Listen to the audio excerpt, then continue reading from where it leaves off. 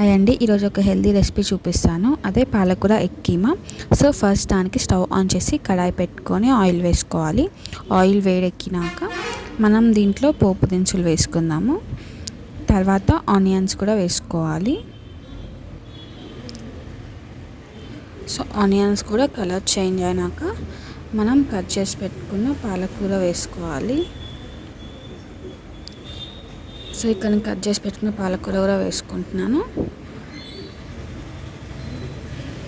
పాలకూరకి కొంచెం ఎక్కువ ఆయిల్ పడుతుంది. సో మనం కొంచెం ఆయిల్ ఎక్కువనే వేసుకుందాము. నేనైతే 3 స్పూన్స్ వేసాను. సో ఇప్పుడు ఈ పాలకూర ఆయిల్లో బాగా మగ్గే వరకు ఉంచుకోవాలన్నమాట. మనం తిప్పుతూ ఉండాలి.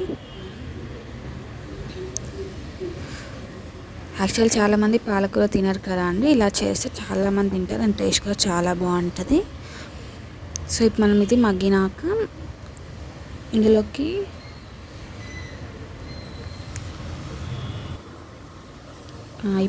మనము ఉప్పు తగినంత వేసుకోండి.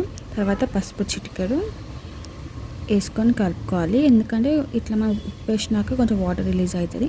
అది అంతా మళ్ళీ బాగా మగ్గినాక కొంచెం తగినంత కారం వేసుకొని అంతా బాగా కలుపుకోవాలి.